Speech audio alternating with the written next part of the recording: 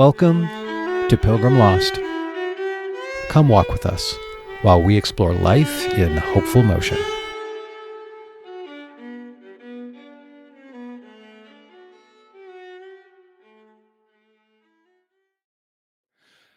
Okay, this is we're just jumping into this thing. I just came off a walking training workout and I just ran inside. It's middle of the afternoon.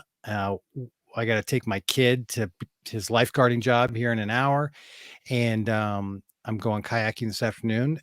Yet my guest today, it's almost midnight where he is because he is streaming in from Holland, having just got off the Camino de Santiago. Bradley Swope. Brad Swope. Hey, Hello, Brad. How are you? I'm well, Tony. It's really good to see you. It's been a month since I've seen your face, your smiling face. Yeah. So, just really quickly, Brad is a scholar and a professor. He's doctoral candidate doctor. He's got Doctor. He's got his doctorate. He's married to beautiful Catherine, his four amazing kids. He is also a clergyman from the great state of California. And you have just completed walking the Portuguese coastal route literally in the last few days. You just wrapped up, correct? That's correct. Yeah. Okay. Just got back last Friday. Just 10,000 foot. How was the experience? I've never been on the Portuguese coastal route. Like, how was the experience? Yeah, maybe I'll just give a little bit of context. I don't think I'd be on the Camino except for our friendship. Huh. Uh, so I've been asked a number of times, like, where did the idea come from? And I think it's probably a 5-year-old idea. I was supposed to go 2 years ago, and that got stolen by COVID. But I think it's probably 5 or 6 years in the making, and it's probably in conversations with you and a few others that the dream kind of was birthed, and I was going to connect it to a sabbatical. I've privileged to have a 12-week sabbatical this summer. That was supposed to be 2 years ago, and so. I really am grateful that I had the opportunity to schedule it again, even 2 years later, and to do the Portuguese route. So, 10,000 feet. Uh, I found Portugal and Spain to be magical. I don't know what to tell you except for the people were a delight. There were these amazing surprises. Like I just happened to be places when there were major festivals going on. There was the Festival of St. John the Baptist on the Thursday night, June 23rd every year. The Thursday night before I began to walk, the whole city is now filled with the smell of smoked sardines and plastic toys. They have these plastic hammers and they hit each other with these plastic hammers as some type of blessing. And of course, I had no idea what was going on. And a restaurant owner just laid before me the whole story, and he gave me course after course. Just a delightful way to start the Camino. So I don't know. That was the beginning of my Camino, and Portugal was a delight. Spain was a delight, and this was the coastal route. So um, there's a coastal route. There's a route that goes in the interior, and there's also a seaside route. And the coastal route kind of weaves between the coast and up into these hills and over kind of these lovely hills. The seaside route literally walks on a boardwalk. And I only did 1 or 2 parts of the seaside walk. Most of it was the coastal route, and it was just pure delight. So 6 days in Portugal, 6 days of Spain. You cross an estuary by boat to continue the walk. It's just a delight. So you started in Porto? Porto. So it's a little shy of 300 kilometers from Porto. And now, because I've been in Europe for almost a month, I now think about kilometers instead of miles. Oh, So, you're you're so international. yeah, no, well, you have to translate to everything in your head. So, yeah, it's a delightful walk. Okay, so I want to start by hearing what's it like to walk into Santiago in a holy year because I've never experienced that. Well, I have nothing to compare it to, so I Right. wouldn't be able to tell you what a non-holy year is like. I will tell you that the city was filled with pilgrims. Uh, we went to the evening mass, and it was jam-packed, standing room only, and of course, completely in Spanish. But if you have any sense of the Catholic liturgy, you have a sense of what's going on. Um, I found the mass itself to be both really um, beautiful and also wonderfully ordinary. Like the priest had obviously done this 10,000 times, and at one point turned to his other priest and made a joke. Like it was because I was very close, and there was something beautiful about it, both being routine and holy at the same time. And there's lots of pilgrims there, some for spiritual reasons, some for non-spiritual reasons. Right. But I think many people are there, and they're touched in that moment. I think it's a really beautiful, I dare I say, holy moment for everybody in the room, regardless of their religious views. Any moments of magic or particularly unexpected inspiration during your time actually in Santiago? Well, no, I'll tell you that because I've had so many people. Well, I'll say this: I came into both the sabbatical and the walk, and I really tried not to set. Um, like I didn't need to have epiphanies. Mhm. I didn't want to front load it with a bunch of expectation. Mhm. I wanted it to be what it was supposed to be, and um, from my vantage point, if this is something that God had kind of provided for me, then I just wanted to let it be what God wanted to do in my life. Hmm. And it was a really simple time. It was a really sweet time. And I think you would probably understand this. It takes a few days to stop thinking about routes and kilometers and blisters and what time am I going to leave. And I think it takes 4 or 5 days before quiet kind of settles on you. Mhm. Just a really beautiful, and I don't know that I've ever experienced such a simplicity, such a simple and deep contentment. Like the cares of the world fall away, and you just have something simple ahead of you, a long walk, a long, quiet walk. And I think too, you are prepared with music and podcasts, and then you find you don't need very much. You're just prepared to walk, and the beautiful simplicity of it. And you're alone with your thoughts, but sometimes you're finding you're not having deep thoughts. You're just quiet, and there's something really beautiful about that and settling. It's a deeply satisfying experience, at least in my view. I want to ask this, but just for the audience, that you're a scholar, you're a student of religious history and global historical spirituality and what it means to be human and sort of tap into that part of who we are. Any observations about why this particular experience is so meaningful? And can you, I don't know if you can place it inside its historical context at all. I mean, I don't want to put too much on you, but just sort of Yeah. comment on what it is and why it is.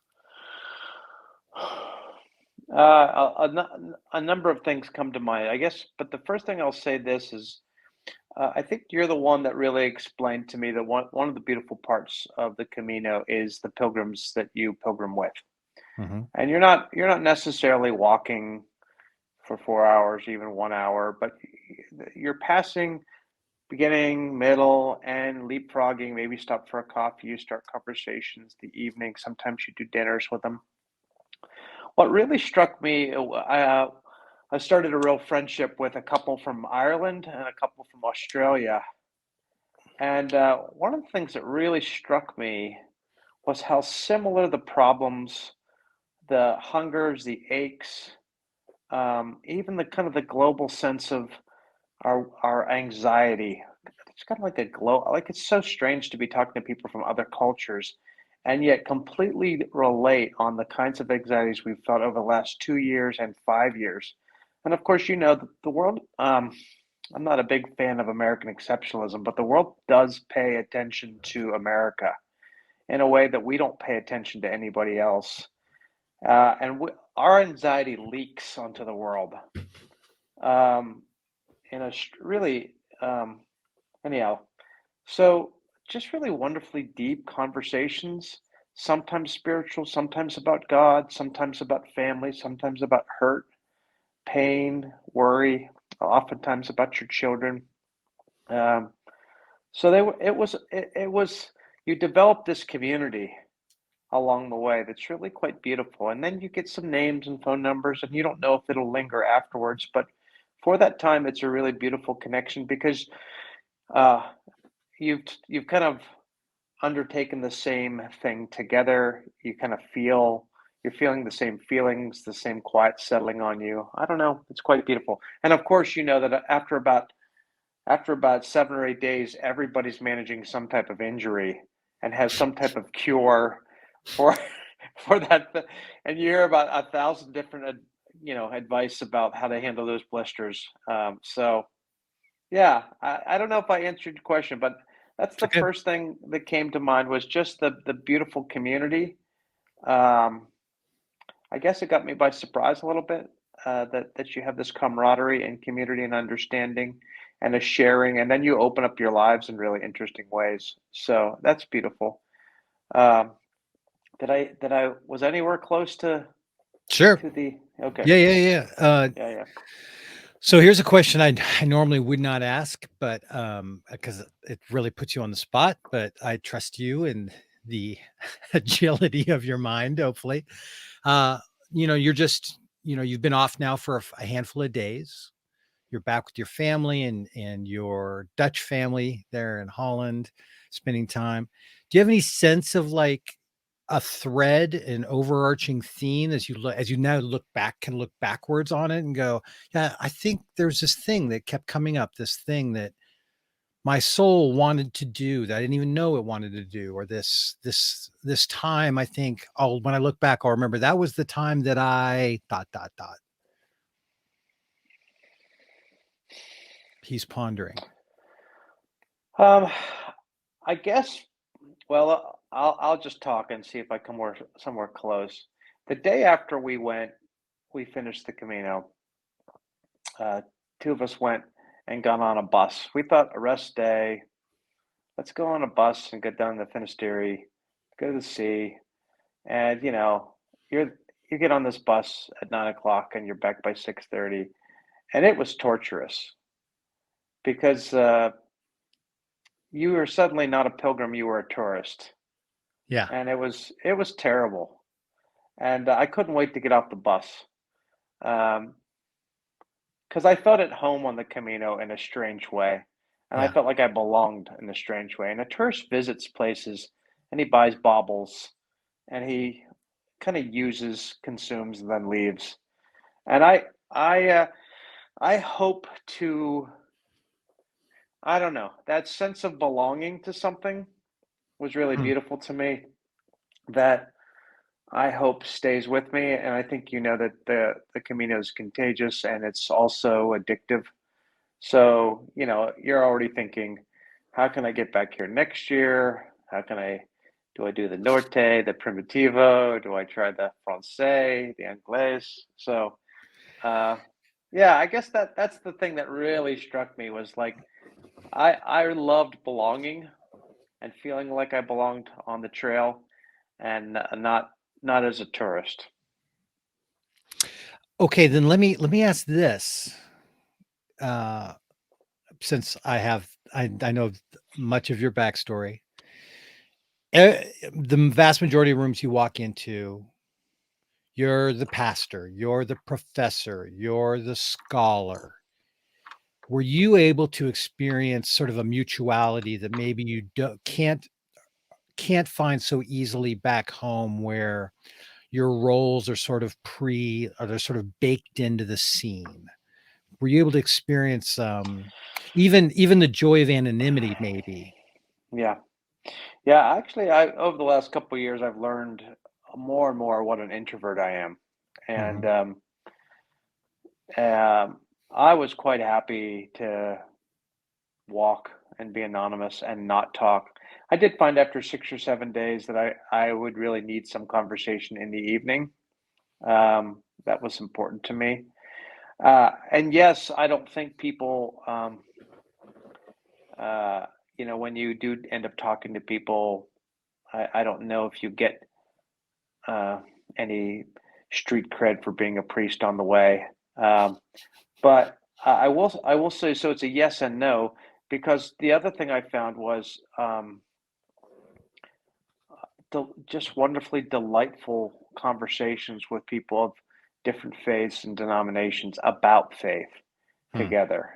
Um, and again, these number of couples, um, boy, I heard a lot of pain in their faith experience that filled me with great sadness. Uh, I heard a lot of angst about the kind of the death of Christianity, the church, and Christendom um, in their countries. Um, about the next generation really not picking up the faith. There was lots of folks who were talking about that, um, and those were really interesting conversations to think Hmm. about. Uh, I think we're seeing something really change in the West regarding religion, and we don't know exactly what a post-Christendom world looks like, but we're all locked in it. And those conversations were really interesting to me. Not that I had Okay. the answers, but they were interesting conversations. I'm curious if our community listening in is hearing what I'm hearing a little bit, and so I'm gonna push you a little bit. Yeah, I asked you about mutuality, and you gave me a very priestly answer. You know, these other people who have these struggles, these other people that I listen to them talk about their yeah, disillusionment, and I was really hoping that you had a chance to maybe to be on the other side of the confessional, so to speak, or to share the confessional experience. And yeah. Well, what I'll tell you is the first part of my answer did try to get there. Maybe I didn't get there okay. as much. Uh, but yes, that would be true for sure. That it was something that we did together and there was a giving and receiving. But I did find that um, that once they found I was a priest, they immediately, oftentimes, if there was any depth to the relationship, they wanted to talk about it. Hmm. So, in that sense, they wanted my perspective on it. They wanted to see what I was seeing. So, um, I think that I probably had 7 or 8 conversations with different people in that way. Like they wanted to talk about how I saw what was changing in their worlds.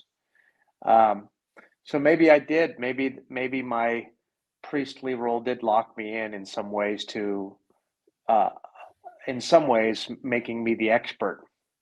Hmm. Uh, I don't know if perhaps, perhaps.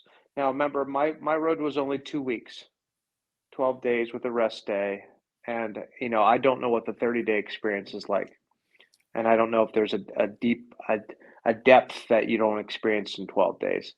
Um, but it could be that there would have been more of that. But I guess that's the best answer I can give to you to that.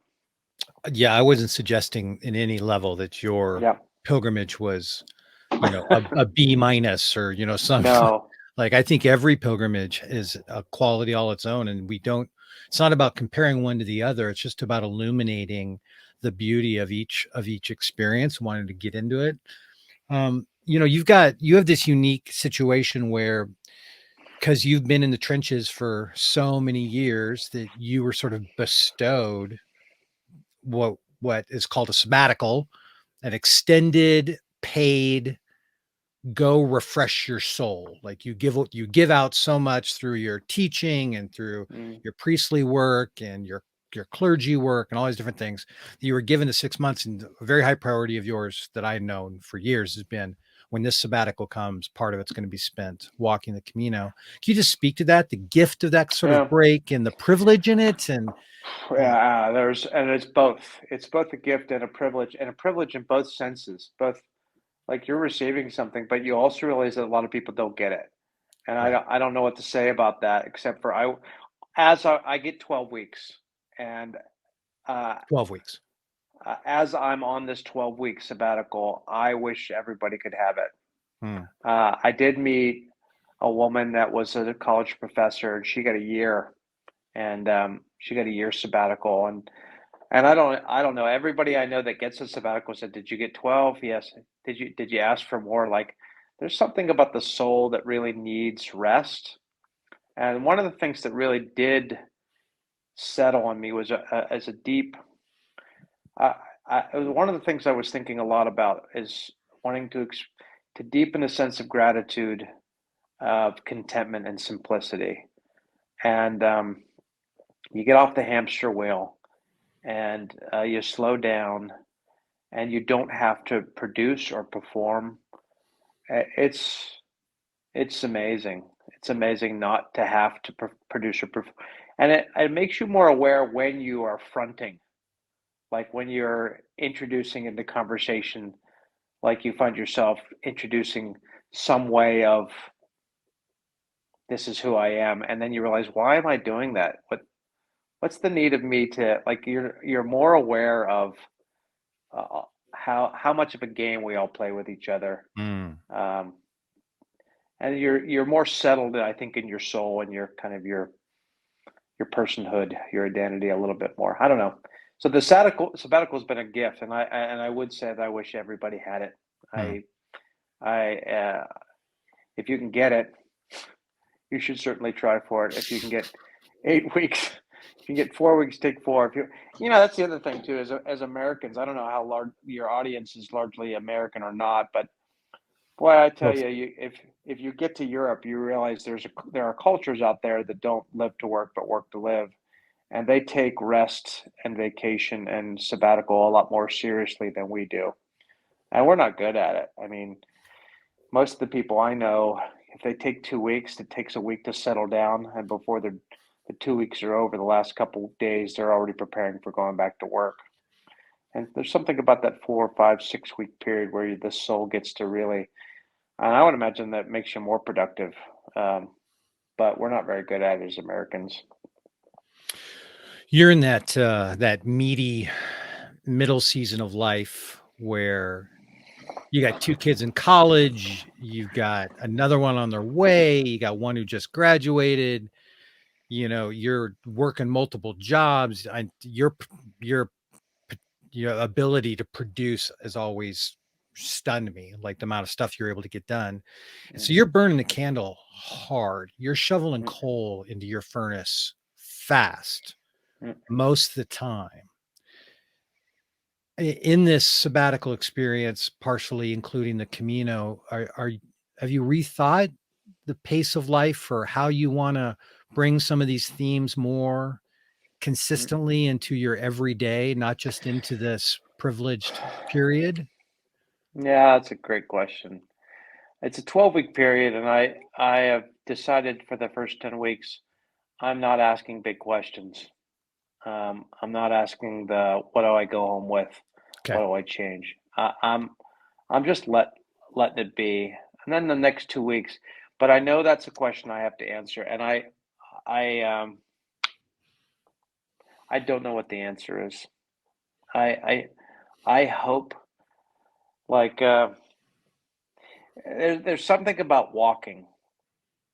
It's incredibly inefficient Oh, in the sense that uh the first couple days you're thinking, uh I could either walk for 4.5 hours or get in a taxi, and I could do it in 20 minutes.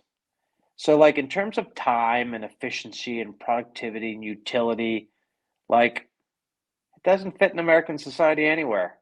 Like, there's no occasion to take a 4-hour walk in American society. And so I've been thinking, how do I bring this? how do I bring it back? And the other thing is most of the places we live aren't really set up for long walks. And I'm trying to think about how I'm going to not lose what I gained in these wonderful 4 to 5 hour walks. Um, how do I capture some essence of that? Hmm. I don't need to.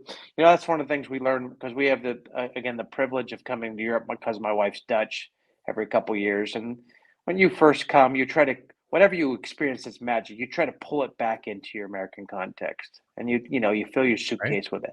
And I mean, you pretty soon learn you can't. That magic was there. And like, I also don't want to do that. Whatever was the magic that's specific to the Camino, um, but I do want to linger on questions like what lessons can I learn that can be applied? I can't reproduce the Camino back at home, but I do. There was something about the simplicity and contentment of it that I did want to apply. I'll give you one other quick thing too, Good. that I've been thinking about. So there was a pretty large national study a couple years ago. Duke, Notre Dame, Azusa Pacific partnered together, and they wanted to understand specifically about priest pastors, but they thought they could apply this in all professions. They want to understand longevity. So finding people that were able to stay for one time in their church, in their leadership position over long periods of time. Was there a key ingredient? A cross section of leaders would be true of. And they guessed it might be spiritual practice or continuing education, but they were wrong on both accounts. You know what they found? Did the person have a weekly hobby that they lost track of time in and was not connected in any way to the work? Those people tended to stay the longest in their jobs. Interesting. And I thought, okay, could I make it a habit to once a week take a nice long 3 or 4 hour? I mean, I don't know. I'm still working on it. I'm still thinking All about right. it. Well, good. I'm glad I begged the question. Hopefully that thing's been stuck in there. Okay, so Yeah. here's a more practical question. This last year, you turned the double nickel, the big 55. You're no spring chicken, my friend, No. and you just walked 300 kilometers. So you want to, for maybe some of our middle-aged folk in our community, do you want to tell a little bit about what you did to get ready to come, just on a practical level? Yeah, and I have one other thing to tell you too. I'll tell you the second thing first, and then I'll come back to your question. Uh, the airlines lost my luggage, Oh yeah. so so I literally all you know how it is. You prepare for the Camino and you pack and repack 100 times. Every item is carefully chosen, has a purpose, utility. You bring this, that, the other, right? You know every item in your suitcase, and then you get there and it's lost, and it's not only lost, but I'm in a system that I'm not. I'm in Portugal talking to Air France, trying to figure out where this bag is, when it's going to come, and uh, it took 10 days for the bag to catch me. So literally almost at the tail end. So I had to go reproduce really quickly enough stuff for 2 or 3 days, um, just so I could walk. And, I thought that was part of the magic of it, honestly. Like losing all the stuff and the attachment to the stuff and really just kind of embracing I need socks, I need shoes, I need a shirt. I can wash the shirt in the sink. I can use Tony's methods of two socks and letting them dry out in my backpack as I walk. Right, I I I don't need that much stuff, and I was so embarrassed when my bag arrived as to how much stuff I had. I was like, I can't believe how much stuff I brought. It was anyhow. That's an aside. I'll just throw that Just in really there. quickly, if I could, what a great word. You're right. Everybody gets their packing list and they whittle it down, and you lay it out on the dining room table, every item, and you put them in their little groups. You make sure you know exactly where they are in your bag, and all this planning, and ultimately all that planning is just vanity. Yeah, It's relying on the wrong things. Not saying we shouldn't do it, but not to put our hope in that if I just have all the right things, I'll be okay. If I just have all the right stuff, I'm going to complete this and it's going to be meaningful, and I'm not going to be needy or whatever. And ultimately, it's just like you went 10 of 12 days without your bag, with Yeah. whatever you could buy at the local, five and dime, whatever they call them over there, the Piggly Wiggly. Little sporting good story. Yeah, it was. I ended up the first couple of days thinking a lot about attachments, and false attachments, and the things that I thought I needed. I thought it was a really important lesson for me. Hmm. Like, you just don't need very as much as you think you need, and we just gather the stuff. And now I will tell you, on the other side, interestingly enough, the things that I thought about losing were those precious items that had memories attached to them. And those things, I was processing that as well. Like, it's all right. I'm allowed to feel strongly about certain things, but a lot of that stuff it was fluff. Can you give an example of a meaningful thing? Yeah, I mean, I had a knife that I bought with my brother-in-law in Northern Holland that I'd brought especially because at some point he was going to join me, and we would have lovely lunch we'd go to the market and get a sausage and a cheese and some bread, and we would slice it. And I thought about we also got these lovely little cups in a when we toured uh, uh, uh, a distillery in Scotland to share a little nip of whatever we brought along, and those were in my luggage as well. So it was sad to think they may be gone because it's an attachment to a relationship and a memory. Uh, so, but So and back the to the story's actually question. not told. So, yeah, sorry. What's the question? Back to the question. So 55 years old, Oh yeah, your body held up fairly well, even without yeah. your What did I backpack do? and supplies. How well did your body hold up, and how did Yeah, you prep? yeah. So I kind of cheated in that I also put on the front of my sabbatical a climb of Mount Shasta in Northern California, which is a 14,000-foot peak. And so I trained hard for that. And I figured that the training it wasn't the same kind of training. So I only had about 2 weeks, 2.5 weeks after that to start taking walks. And you're the one that told me, hey, just go out and do 3 walks in a row, 8 to 10 miles each day, and see what happens and see how your body responds. So I got to tell you, I got off easy compared to almost everybody I know.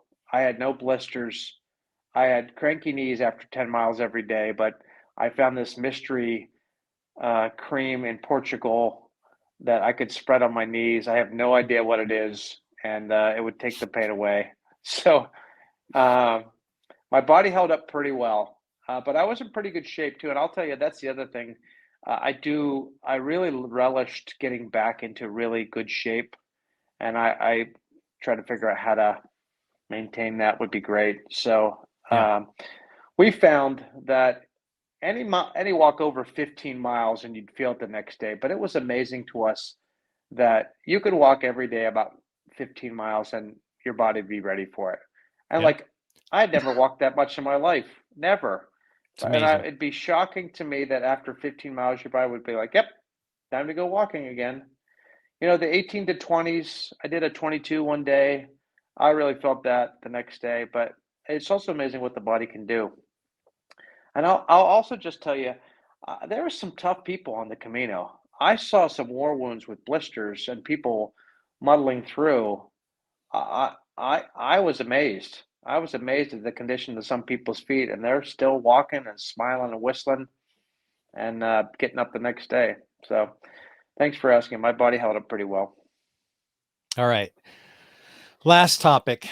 Um, the theme of this podcast is the inspiration of the Camino and other big pilgrimages, but also wanting to figure out how to be a pilgrim in the everyday and in every part of life, and how to bring these themes that seem so meaningful. And you've brought up multiple times the gift of other people, the gift of relationships you experienced on the Camino, and how much you cherish that, how much that's one of the things you're going to take home with you is the memory of that. And Mm. I just want to guess personally testify that in my personal pilgrimage, Brad, you've been one of the key guys. Like You're one of my fellow pilgrims. You're one of the guys that I walk alongside. And for people, you guys don't know, but Brad lives in California. I live in Oregon. But every Saturday morning, we get up early and we each make a pot of coffee and we go out on our front porch and we sit on FaceTime for 2 hours and we just talk about life and family and dreams and our studies and who's going to win the next NBA game and whatever. But that's a practice, a 2 hour practice once a week that Brad and I do because we want to really embrace this idea of intimate friendship, this sort of thing you experience when you walk 4.5 hours a day side by side with people, where you can also sit on FaceTime for 2 hours with someone who lives, 12 hours away by car. But in the modern world, you're just as far as a phone call. I just thought I'd bring that, just first of all, just confess it and thank you for being one of those people in my life, Bradley, and just to get your thoughts on that Yeah. aspect of the human experience. Well, on those phone calls where we also usually have a really good cigar at the same time. I wasn't going to mention that before. Yeah, that's fine. Early Saturday morning My my cigar. my my church knows, of course, that these are my wonderful vices. But you and I've talked about this before, that the age group suicide rate for specifically older men, older white men, because they're friendless and lonely, it's really high. I think it's an epidemic. I know a lot of guys that don't have any friends. Yeah. I've been actually working on that issue for 4 or 5 years now, thinking a lot about it. It's not natural. I don't give much to it. I've cheated that part of my life.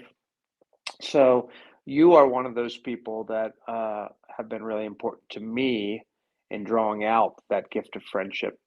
But I'll say as well that so I didn't do the whole walk alone. I did 6 days, a couple days on the front end, 6 days of walking, and then a rest day. And my brother-in-law from Holland, who's one of my dearest friends, joined me for the other half. And it was interesting because I did it alone, and then I did it with somebody to compare the two experiences. And the first day or two was kind of awkward. Uh, we felt like we had to talk and we had to walk beside each other the whole time. But after about a day and a half, we just realized everybody has to walk at their own pace and their own gait. And there was times, actually for hours, we'd walk in silence next to each other, which was, I thought, really beautiful. I hadn't experienced that before. And he's one of my closest friends as well. He's an occasional friend because I don't see him very often, but he's a dear friend. And it's these relationships, you, Peter, a few other people, it's making me want to try to figure out how to prioritize them in this next season of my life. How do I give myself to it? Time, money, and energy, that the resources I have, and attention for resources. How do I set up my life so that I really prioritize these relationships? Because at the end of the day, they are the things that really matter, are those relationships. Um, so yeah, I think I would say that there's a deepening hunger for depth of relationship, and the Camino only feeds that in some ways for me. Wonderful. Yeah. Brad, before I let you go, I know it's almost midnight there in Holland and you're with your family. And so really appreciate you taking some time to hang out with me and with us. Anything you haven't had a chance to say that you'd like to say? Well, I haven't showed you my T-shirt yet, and uh, He's the wearing a Camino t-shirt for those who are just Camino. listening. If you're just listening, it's a Camino T-shirt. No, I mean I think you would say this. I would say this. Um, for those people who think they can't do it, either financially or time or body wise, I'd say blow those barriers down and make it real.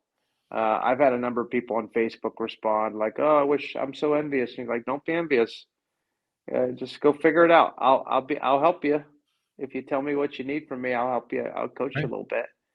But yeah, it's something. My mother-in-law died of COVID really quickly in the middle of the epidemic before we had vaccinations and any chance of that kind of stuff. And my wife and I, we walked away from that experience saying, you don't know what tomorrow holds. You Yep. can't predict it, you can't control it, and you can't protect yourself in some ways. So it's that there are things that you should pursue now because you don't you we don't know what tomorrow holds. There's a wonderful Latin saying, Deo volente. It means God willing. It comes out of the book of James. And it was the early Christians' attempt to say they don't know what tomorrow holds. Hmm. And so I would even say that to anybody that's even thinking about going on a pilgrimage such as this is if you have the opportunity, try to make it happen because it's a beautiful experience and no one's going to do it for you, but it's possible to do. So I guess that's what I'd say to people. And yours was 5 years in the planning, and it's circumstances will never be perfect ever. So Mhm. stop waiting for the perfect, all the right toggles to be in place. They're not. It's one of those things you just say yes to, and open your hands to the fates, to the universe, to the divine to come and to give whatever gifts are being bestowed on that particular day. So, um, Brad Swope, thanks for spending some time with us. Thanks for getting lost with us here at Pilgrim Lost.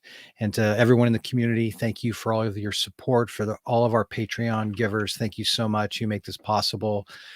It doesn't cost nothing to keep a podcast going. And so we really appreciate your support.